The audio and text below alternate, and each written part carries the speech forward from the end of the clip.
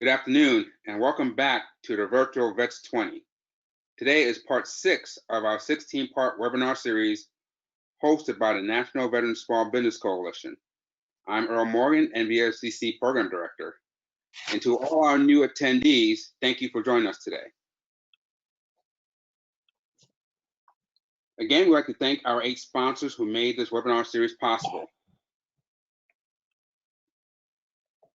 The runtime for this webinar is 1 hour. And during the webinar, if you have any questions, please type it in the text box on your screen. We will try to get to all the questions on this webinar, and if by chance we missed your question or do not have the time to answer it, we'll get the answer and post it on our virtual VETS'20 replay webpage.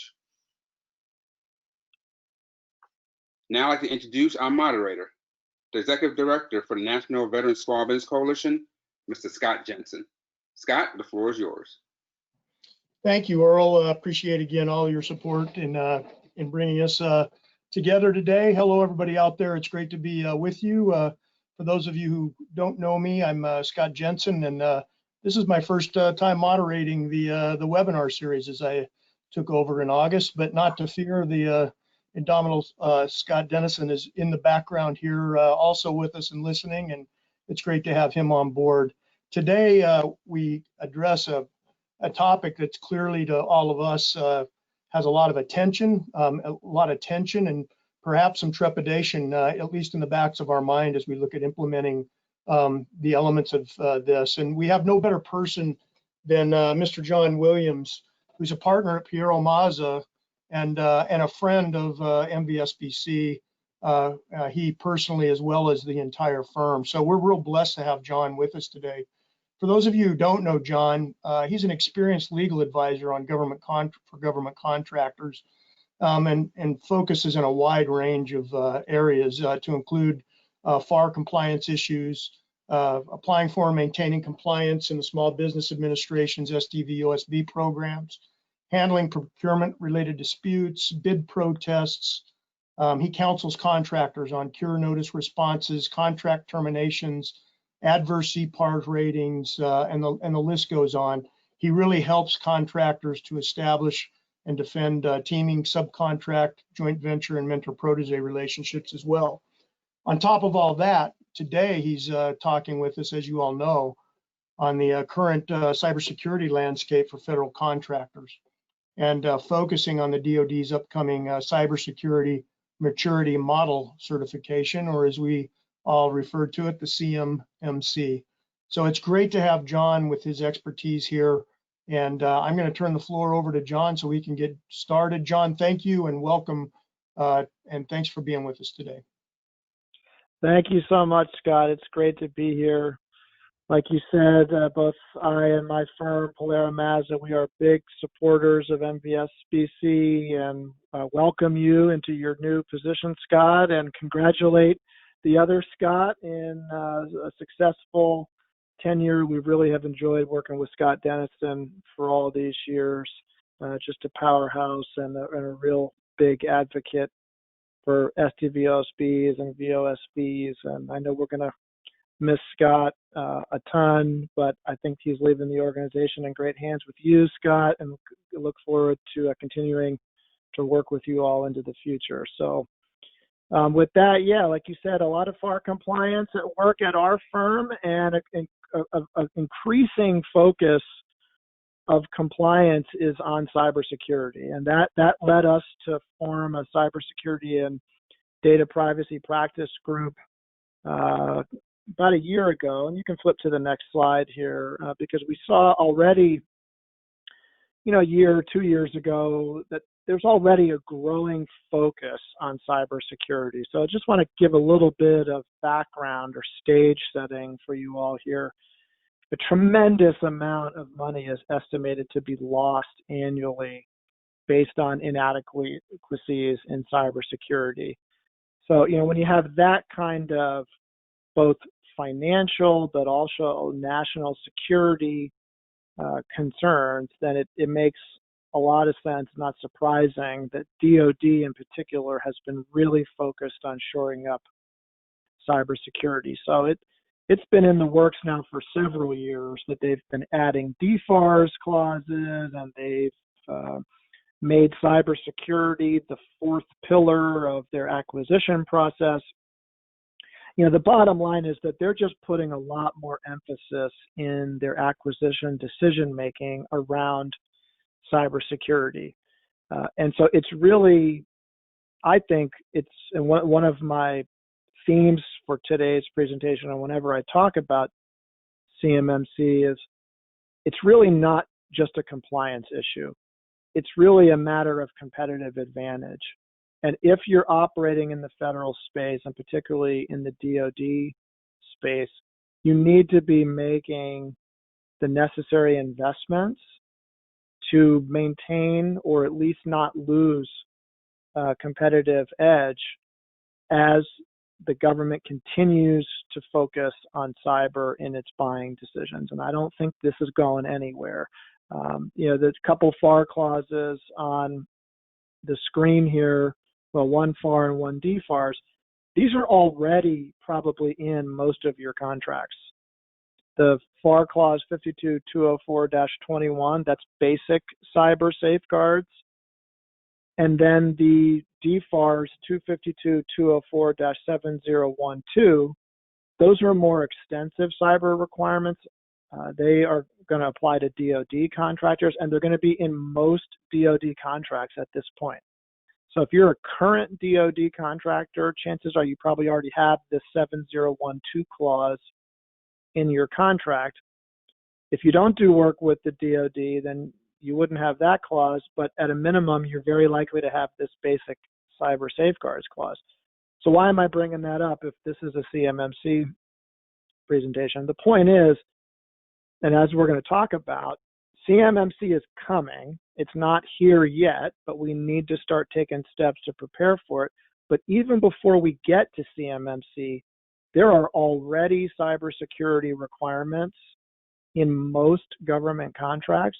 And I want that to be one of your takeaways today, to look at what am I already subject to and what are we doing around our current compliance posture, because the answers to those questions are going to help you get ready for CMMC. Now let's go to the next slide, please. So why are we here then? Why is the government moving in the direction of this Cybersecurity Maturity Model Certification, or CMMC? The answer is because the current regulations, which I was just telling you about, that's all self-certification. You know, you are certifying when you submit your proposal, and you're certifying when you submit your invoices for payment that you're in compliance with all the requirements in your contract, including those cyber provisions. But DoD really has not had the resources to do a lot of auditing around those self-certifications. So I think they have found that maybe not as many firms, not surprisingly, were complying. So they wanted to end self-certification. And that's really the genesis behind CMMC. CMMC is not a self-certification. You have to go to a third party to get the certification. So that's really the big change here. No more self-certification around cybersecurity. You have to go to a third party to get certified. And they're also doing away with, you know, under the current regime, if you were not all the way compliant, but you had a plan to become compliant, that would be okay as long as you showed your plan, you know, that you could get there. But for CMMC, there's no plan to get there. If you want to get the certification, you have to be compliant with all the requirements for the certification before you apply. So that's really the key. And this has been developing for a little while now, and the framework was released back in January, but they're continuing to make adjustments and kind of roll it out slowly but surely, which we'll get into more details as we move along here. So let's go to the next slide. So let's drill down a little bit more about what is CMMC. It's new certification you're going to have to get from a third party. Like I said, it's a what they call a business system certification. So it's comparable to other certifications that you might be familiar with, like CMMI. There are 5 levels of certification, from level 1, which is the lowest level of certification, all the way up to level 5, which is the highest level. And like I have mentioned, you have to get this certification. There's no self-certification anymore. So it's going to be a gatekeeper for contracts. And it applies to DoD contracts. So I think that's the key. It's a gatekeeper for DoD contracts. Right now, the CMMC does not apply to civilian agencies.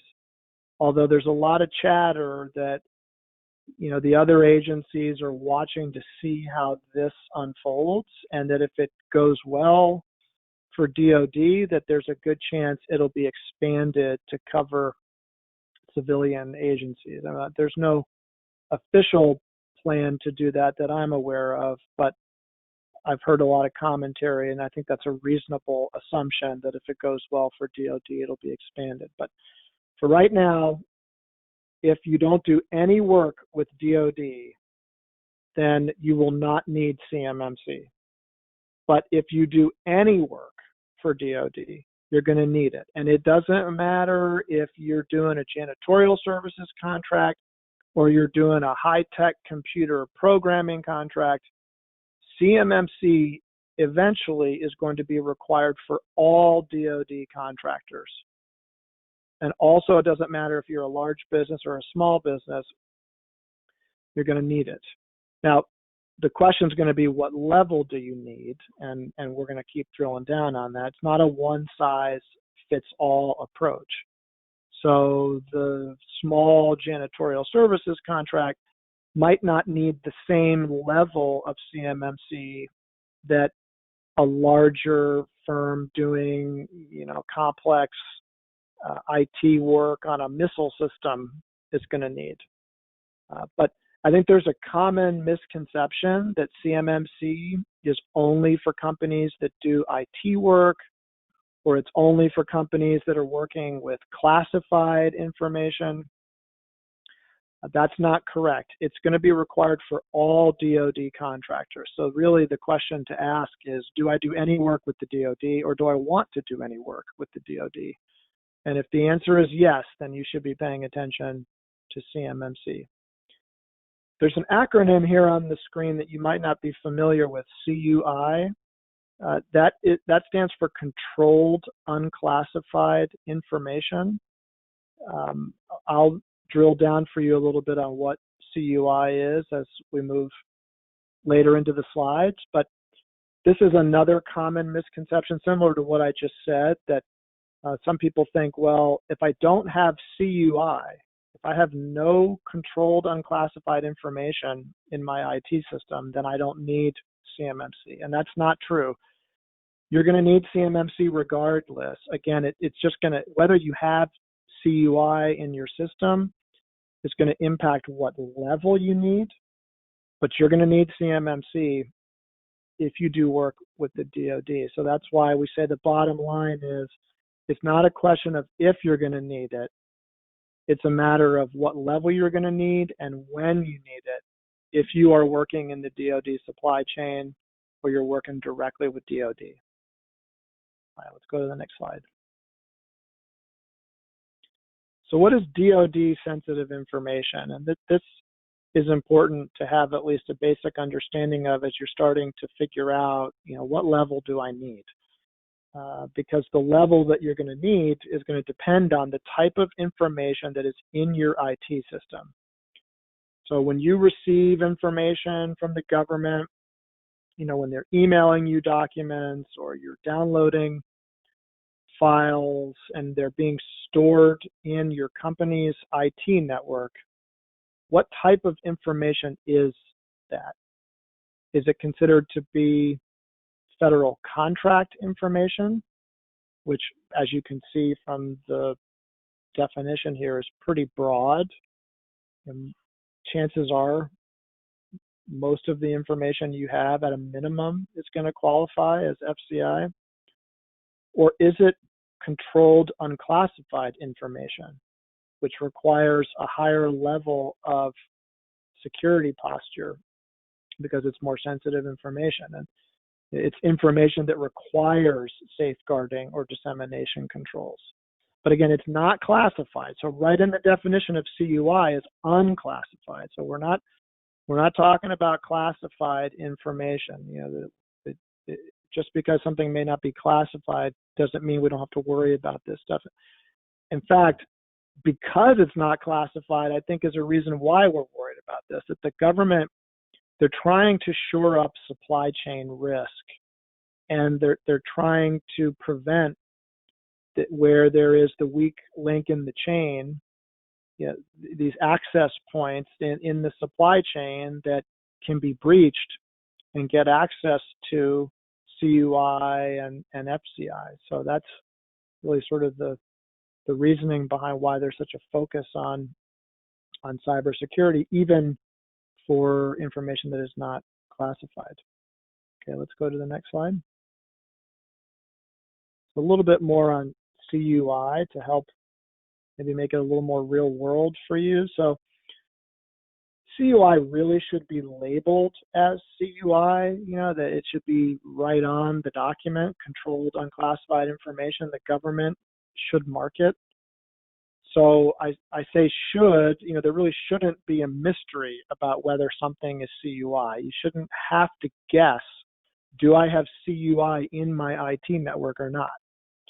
Because if the government labeled it as CUI, then it's CUI.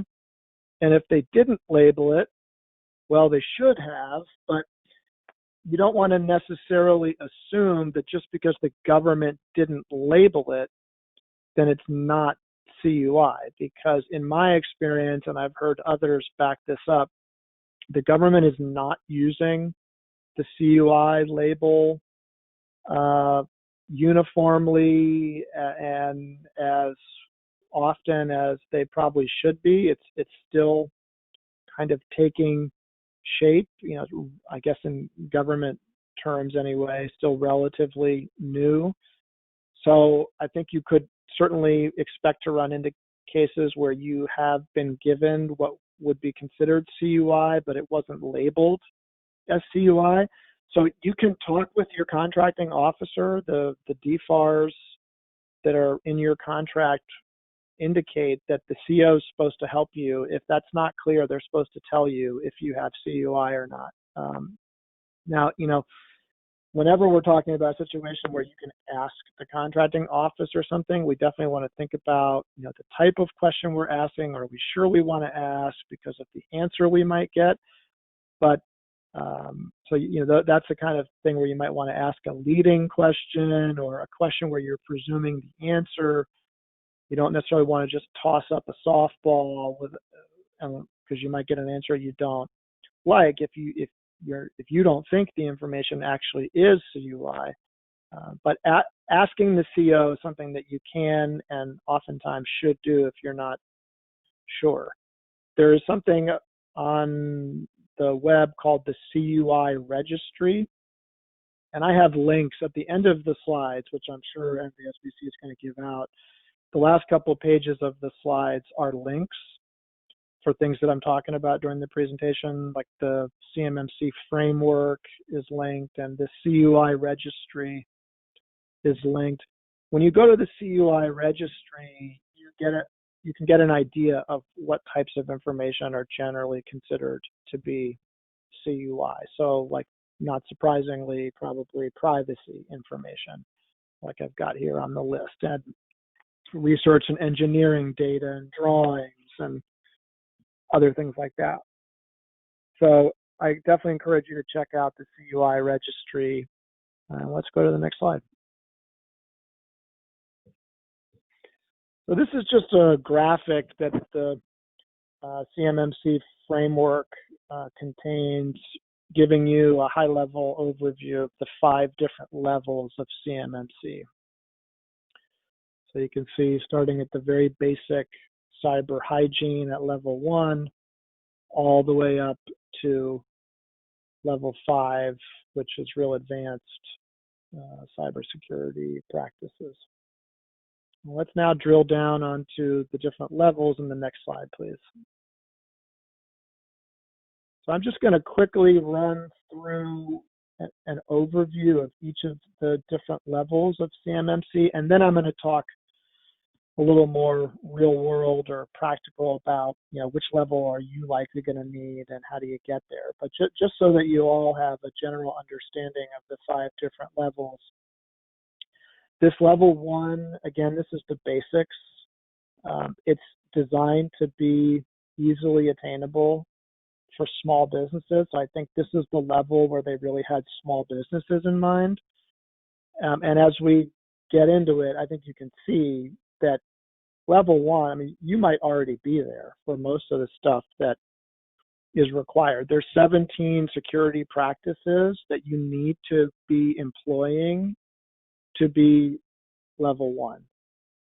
So it's like you need to use spam filters, and you need to install and enable antivirus software and have usernames and passwords. I bet that you're doing most, if not all, of these 17 requirements already. Sometimes when we do audits for companies, we do a level 1 readiness assessment. One of the ones that we often find they're not doing is escorting visitors to prevent unauthorized access and keeping the log of who's gotten access to the facility. There are some physical security controls that are not always in place for companies when we take a look under the hood, but for the most part, when we do a level 1 readiness assessment, we're finding that 80, 90% of what you need to do, the companies are already doing, which is a good thing because the 17 security practices for level 1, that's already required in the basic FAR safeguards clause that I talked to you about before, 52204-21. So this is already in your contracts. You're already supposed to be doing these things. So it's, if you're already doing what you're supposed to do according to the FAR clause, then you'll be all set for a level 1. Let's go to the next slide. So level 2 is just a little bit of a step up from level 1. It's not intended to be really, I think, a destination. It's more of where you progress on your way to a level 3. What I've heard is that there's not an expectation that contracts will come out under level 2. So if no contracts are coming out under level 2, there's really going to be no need to pursue a level 2 certification because this is going to be a contract requirement, as I noted in one of the earlier slides. They're going to put it into solicitations for new contracts. So when you're bidding on a contract, it's going to say the level of CMMC that's required to bid. So if the solicitation says all offerors must have CMMC level 1, then you'll be good to bid as long as you have level 1. We really don't expect that any contracts are going to say all offerors must have level 2. It's at this point, it's not expected that level 2 is going to be a requirement for contracts. So I really don't think it would make sense for anyone to aim for a level 2. I think you either go for a level 1 because that's all you need, or you need to aim for a level 3.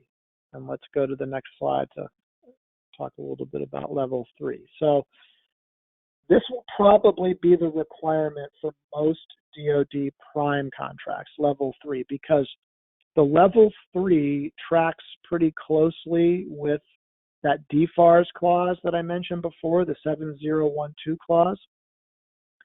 That 7012 clause requires compliance with this NIST special publication that I have on here, 800-171. And the 800-171 requirements are pretty close to level 3. They're not identical, but pretty close. So if you already have the 7012 clause in your contract, and if you're already complying with it, which means you're following all the requirements in 800-171, then you're going to be in pretty good shape for a level 3. So again, this is what's expected to be the requirement for most DoD contracts. And it's, rather than just documenting your security processes, you're now managing your security processes. And I think that's the real key here. It's a managed process. So it's a more mature organization. It take a little bit more than, just kind of DIYing it if you don't have an in-house, chief information officer, IT capacity. It's not, I don't think it's impossible to do it all yourself at a level 3, but it's certainly a step up from level 1. And what we're seeing for the small businesses that we work with is that when you identify the need to get to a level 3, that's when the companies or the small businesses are starting to look at outsourced solutions. And I'll talk a little bit more about that towards the end of the presentation as we talk about, what you should do to be prepared. But the bottom line here is just an understanding the differences between level 1 and level 3. Level 1 is really the basics, and you don't even need a written plan for level 1, although I think it's a good idea to have one, and we recommend it for our clients, but you don't need it at level 1. At level 3, you need a written plan, and it needs to be a managed process. And there are just more security requirements that you have to do at level 3. It's not just spam filter and antivirus software at this point. All right, let's go to the next slide. So just some examples. Like I said, it's not just antivirus software and spam filters at this point. It's definitely a step up from level 1. You can see encryption and blocking access to malicious websites, and so the training is a critical piece of it, because again, if it's going to be managed security practices and you have written a system security plan or an SSP that everyone is following, you just need to have more robust processes and procedures, basically. And it can be outsourced. There are providers that will do this, help you do this. And it is, in my experience, in some of the companies that we've worked alongside, it is not terribly expensive. It's not cheap. I mean, level 1 is intended to be inexpensive to implement. It doesn't take a whole lot to sign up for antivirus software, to put a log book at your front desk. But so level 3 is definitely more of an investment, but it does not have to be a break the bank investment. I think you need to shop smartly and look for reputable providers. I've seen the emails, there are a lot of people out there that are selling very expensive solutions. I've even seen some folks that are advertising they're selling the certification, which you can't even get yet. So you do need to be careful as you wade out into the external service provider arena, but there are a lot of really good ones that we know, and some of them are actually clients of ours. So I think you get to the right party, that can be a real big help for small businesses that don't have the in-house capabilities or capacity to take on a level 3 process. All right, let's go to the next slide. So just briefly on levels 4 to 5, I didn't want to leave them out because they are at the top of the pyramid, so to speak, but I suspect that for all of you listening, it will be pretty unlikely that you will need to get to a level of 4 or 5. Level 4 is very much like level 2. It's kind of a way station in a way. There isn't an expectation that contracts are going to come out under level 4. So just like level 2, I don't think we're going to see contracts that require a level 4. So again, I'm not really sure why folks would pursue only a level 4 certification. I think it seems like the way it's shaping up right now, you're going to be aiming for a level 1, a level 3, or a level 5.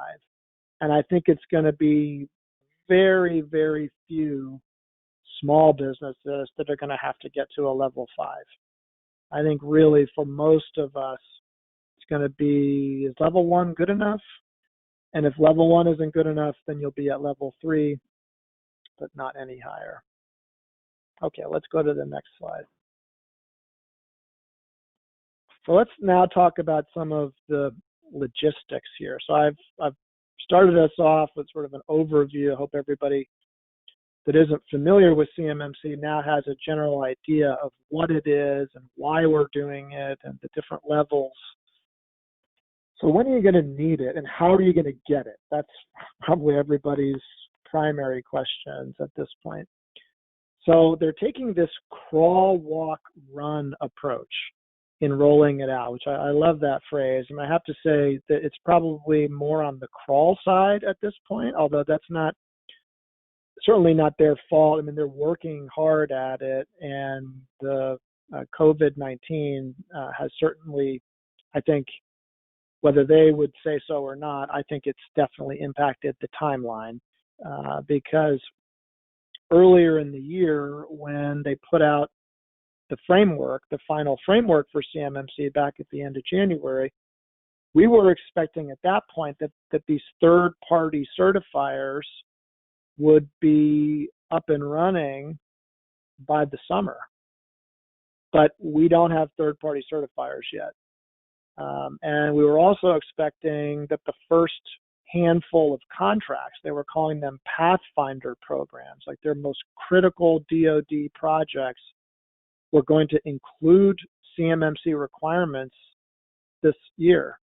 But we don't have that. We don't even have the DFARS clause that would add CMMC into contracts yet.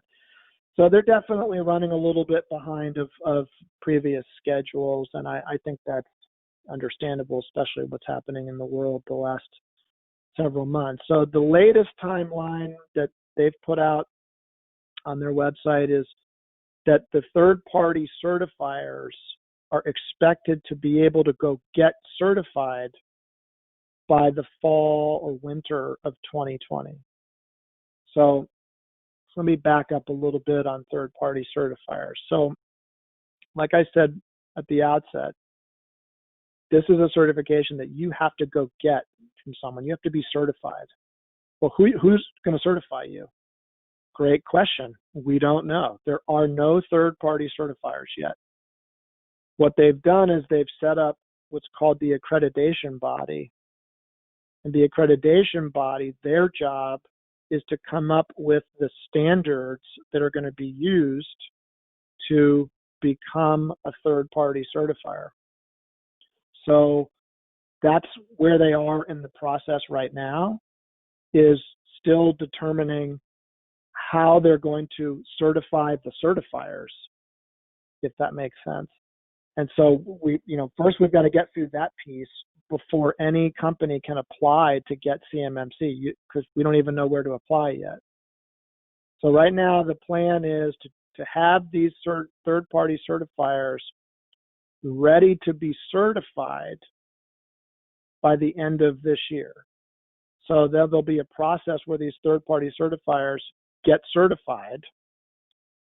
And then once a third-party certifier is certified, they can start taking applications from contractors that want to get CMMC. So you can see there's still several steps in the process that has to unfold before the first company can try to get CMMC. So we're still a ways off from anybody being able to apply for CMMC, and the current projection you can see here, it says winter, spring 2021. So then they would begin, if that holds, they'll be rolling out CMMC as a requirement in new contracts starting in 2021 and then increasing each year after that until we get to 2026, fiscal year 26, when CMMC is going to be required for all DoD contracts. So that's this phased rollout. It's going to happen over the next 5 years. And the reason it's going to happen over a multi-year period, in part, is because they're not going to add this requirement into existing contracts.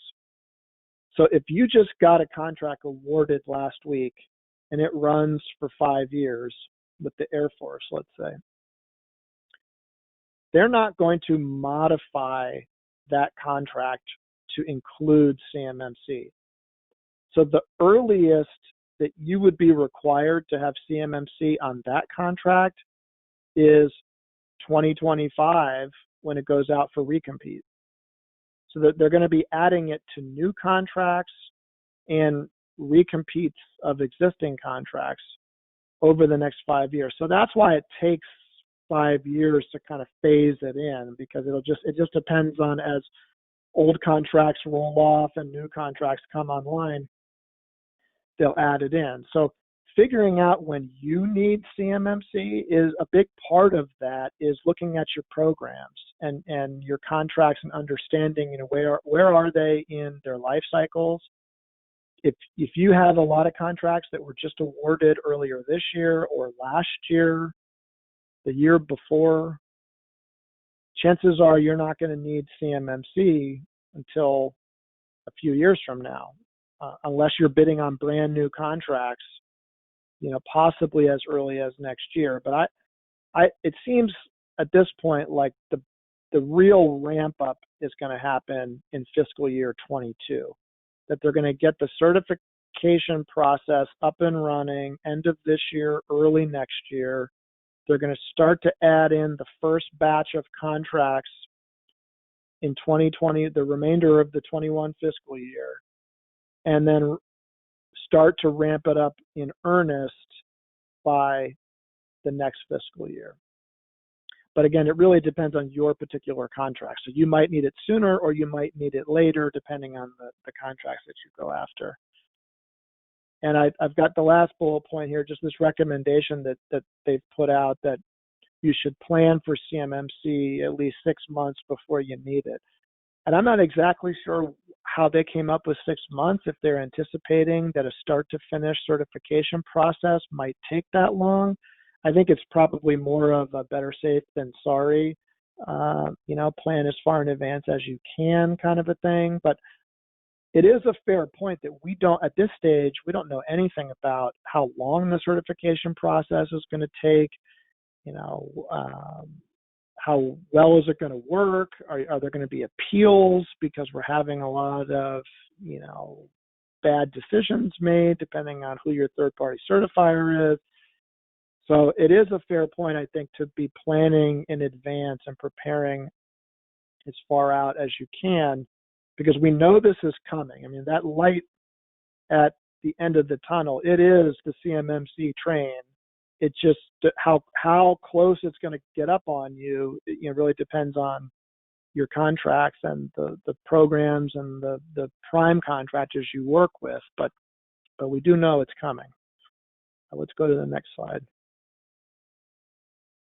So these are just some estimates of the number of firms that DoD thinks are going to need CMMC over the next several years. You can see how it ramps up, starts to go up more significantly in fiscal year 22. So again, you know, be thinking about your programs and where you're going to fall there in terms of when it's time to really start focusing on it. But I think for a lot of companies, the time is right now to be focusing on it, because you already have these requirements in your contract, as I've been saying. So you don't want to be hanging out there where you're not in compliance with your existing requirements, and that's also putting you further behind getting ready for CMMC. Now, the good news is that DoD is estimating that more than 50% of these 48,000 contractors will only need level 1. So I hope that holds out to be true, but because if it does, then this shouldn't be a very scary thing for people. Yes, it is going to take some additional cost, and you are going to have to go through the trouble of the certification process, but level 1 really shouldn't be too scary when you break it down, and my guess is you're not that far away already. So let's hope that level 1 does end up being where the majority of the firms fall. Part of the issue though is you may only need level 1 based on the work that you do, but what if you work with a large prime contractor and that large prime contractor says, I'm not going to work with any company that is not a level 3 or higher? So do you have to step up to a level 3 because you won't be able to play in the supply chain of one of your key prime contractors anymore? There's a dialogue that's going to have to happen between large primes and smaller subs around slowing down only the necessary CMMC level for the subcontract. That we don't want primes to overdo it and flow down a higher requirement than their subs really need. But from the prime's perspective, they have greater liability. They're the ones who have signed on the dotted line with the government customer. And so I can understand from their perspective why they may think they need to flow down more expansive requirements. I'm sure that you're already dealing with that with your primes in other ways. The flow down dance is one of the biggest areas of that we get involved with in subcontract negotiations and teaming agreements and things like that. So I think CMMC is just going to become another one of those issues that goes into the flow down dance, so to speak. But as small businesses that work as subcontractors, we do really need to be focused on making sure that we don't sign up for a higher level of CMMC than we need to as subcontractors. Okay, let's go to the next slide. So we've covered a little bit of this already in terms of how you're going to get it. It's a total TBD at this point. We do not have the third-party certifiers yet. I mentioned this accreditation body that is working on that process. I think if you're interested in learning about how to become a third-party certifier, check out the accreditation body's website. That process is still being fleshed out, but I think there's a little more meat on the bones there that you can learn from their website. No one's accredited yet as a so-called C3PAO, these third-party assessment organizations. Again, maybe by the end of this year, but we're going to have to wait and see how that works. When you're ready to apply, you're going to be able to apply for whatever level you think you're ready for. So if you think you need a level 3, you apply for a level 3. Now, they'll only certify you for whatever level they think you're actually needing up to the level you requested. So if you only apply for a level 1, that's all you're going to get. If you think you need a level 3, you're going to need to apply for a level 3. Good news is they think that the certification, it's expected to be good for 3 years. And I think that's been pretty consistent recently. So I think that's a good data point. 3-year certification. So it means, at least not having to go through the certification process on an annual basis. Although, of course, you're going to have to make sure that you're continuing to be compliant, but at least maybe avoiding some of the cost and trouble and only having to do that every 3 years. But we don't know the actual cost of the certification. These third-party assessment organizations, they're going to need to be compensated for what they're doing. The DoD is not paying for this. This is a certification that is required for DoD contracts, but it's not being done by DoD. And I don't know if I maybe didn't make that clear earlier, but these third-party assessors, if you could potentially become a third-party assessor.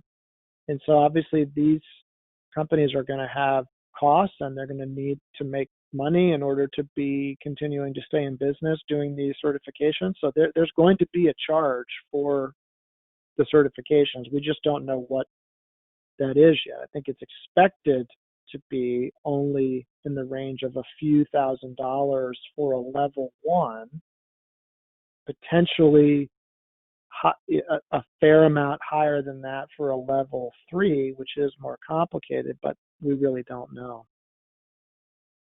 Let's go to the next slide.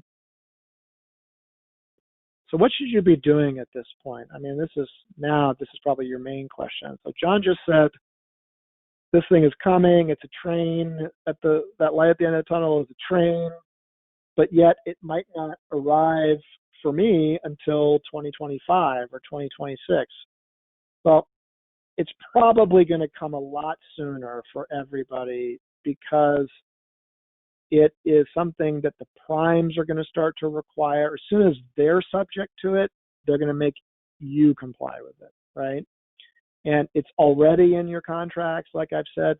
We're also seeing examples of CMMC working its way into non-DoD contracts. I don't know how many of you are also 8A companies or are interested in the GSA 8A STARS contract that's on the street right now, but the 8A STARS 3 contract has CMMC provisions in it. To submit a proposal, you need to address what level of CMMC you anticipate needing and sort of what you're doing to be prepared. That's going to be part of the evaluation of proposals for the GSA 8A STARS 3 contract, which I think is really interesting. That might be that's the first example I'm aware of where there's a non-DoD contract. Now, it's a GWAC, obviously, but it's a non-DoD agency putting out a contract that's anticipating CMMC. I mean, we don't even have DoD CMMC contracts yet, but GSA has got this in the 8A STARS 3. So I think that gives you a good indication that it's smart to be preparing now. Be careful about people that are selling you a bill of goods because you can't actually get the certification yet. And really start off with these key questions internally. Are you doing DoD work? If you're doing DoD work, it's a no-brainer. Start focusing on CMMC now. You may not be too far away. You may be closer than you think to getting at least a level 1. The key assessment to know whether you need level 1 or level 3 is whether you have CUI in your network. If you have controlled unclassified information in your network, level 1 is not good enough for you. You need level 3. So starting off with that assessment, do I have CUI is also a key piece. I've mentioned your prime contractors and what's the timeline for your programs. Those are really the key questions to be asking at this point. Let's go to the next slide. So my mantra for the small businesses we work with is let's get level 1 ready. This should be a layup for most companies. Like I said, we do a readiness assessment for level 1, and it's a pretty simple process. And most of the time, the conclusion of that process is they're like 80–90% of the way there already. And you can do it yourself too. I mean, the requirements for level 1 are out there. They're in the framework. So you can also do this as a self-assessment. You do not need, I don't think you need an outside advisor for level 1 because it's all pretty basic stuff. But there are people like us and a lot of other folks out there that can help with this if it's outside of your capacity or capabilities. Just let's get level 1 ready as a small business contractor community. Let's not let this be the reason that the government starts to take work away from small businesses, because you know that there will be folks out there who will say, well, this contract is not suitable as a small business set aside because there needs to be more emphasis on cybersecurity. There'll be some ways that this could get twisted in set-aside decisions, market research, etc. So this stuff isn't hard. You want to be doing these things anyway. I mentioned at the outset, one of my themes is it's not just a compliance issue, it's a competitive edge. There's a lot more that we have to worry about in this day and age besides just the DFARS clause in your contract in terms of cyber attacks, phishing scams, hacking, rogue employees taking information. I mean, there are a lot of reasons as a business owner that it makes sense to make it the investment in protecting your networks, protecting your information. And that has the added benefit of getting you ready for level 1. So I just make a strong push to really put an emphasis right now on getting level 1 ready. Let's go to the next slide. So there are other things that you can be doing internally to be prepared too, in terms of reviewing and updating and strategizing. So a big component of cybersecurity is your employees and how well you're training them, because they're your best defense, but they're also your biggest vulnerability. Because we've had just many issues of the employee leaves their cell phone in the Starbucks, or sensitive information on the top of the car before they drove away from home. And I mean, just a variety of ways that employee-related issues have caused vulnerabilities that then result in real cost and difficulties for the contractor because they have to clean up the mess. So having a good HR approach to cyber is really important in your handbook and your training of your employees and your policies. So really emphasize that.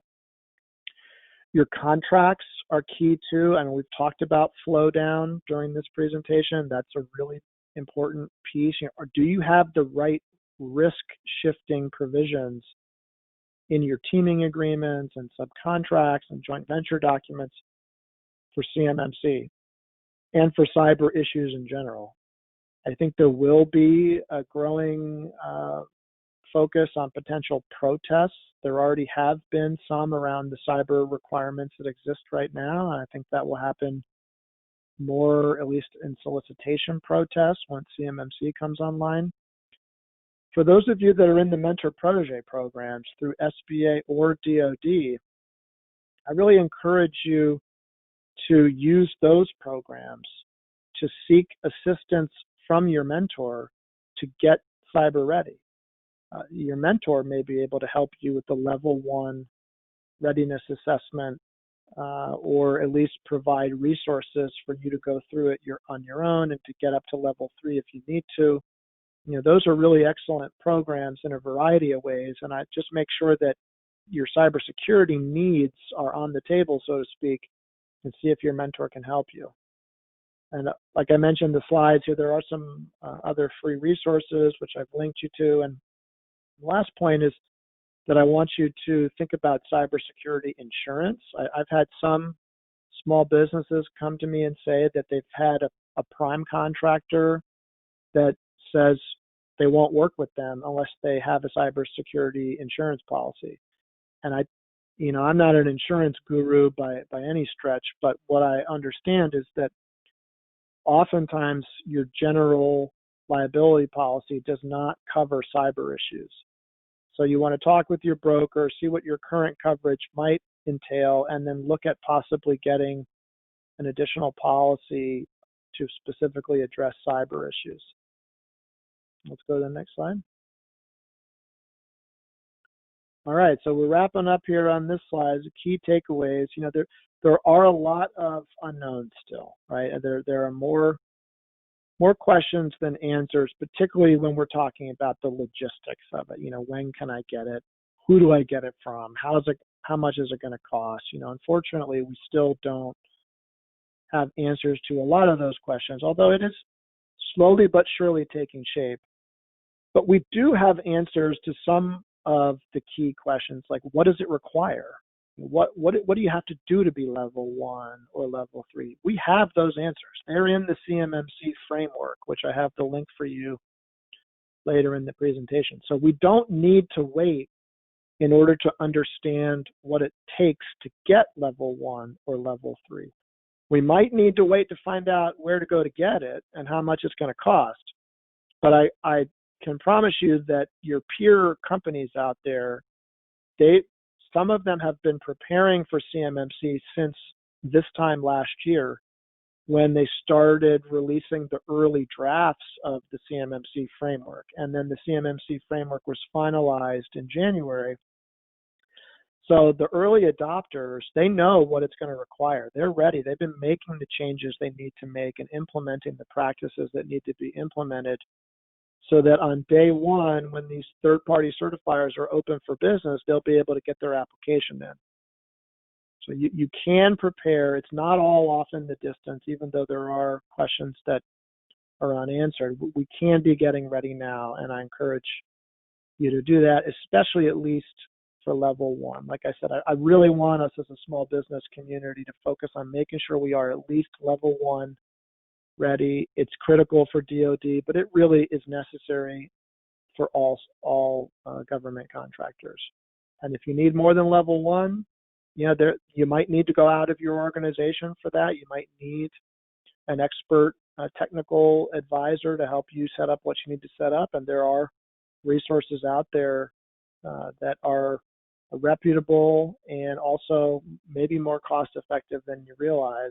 So encourage you to not be daunted by the undertaking or think that it's going to cost an arm and a leg. I mean, it's not going to be cheap if you need a level 3, but it can be done effectively and efficiently. And I hope you take the time to explore and get ready if you're going to need to jump up from a level 1 to a level 3. And with that, I think I've gotten to the end of the content here. The next couple of slides are helpful links. I really appreciate everybody's time. I hope this was helpful. John, thank you so much. That was great and very informative. And we had a number of questions come in, and it shows the quality of your preparedness. You seem to have worked through all of them. There was an immense amount of interest from all the questions related to third-party certifiers, how they'll be identified, how does one become one, if they've already started the process, and you've clearly answered that we don't have those answers yet. Any sense of what types of organizations will actually become third-party certifiers? Have you got a sense of any of that?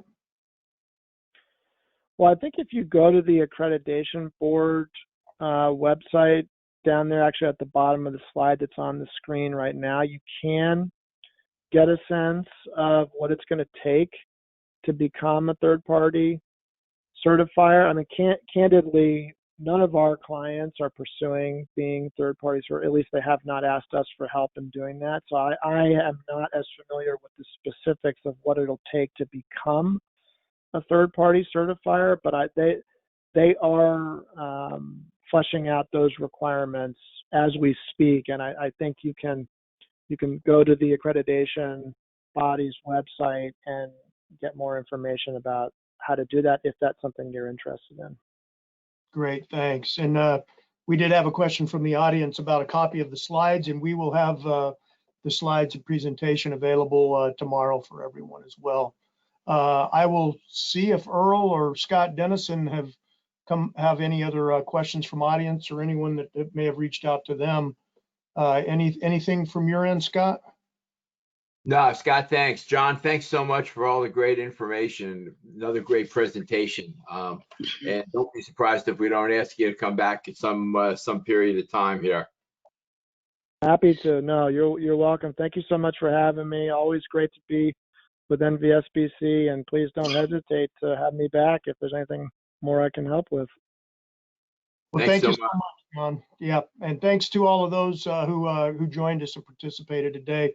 We hope and look forward to seeing you all next week for next week's webinar. Thanks so much, and everyone have a great rest of their day.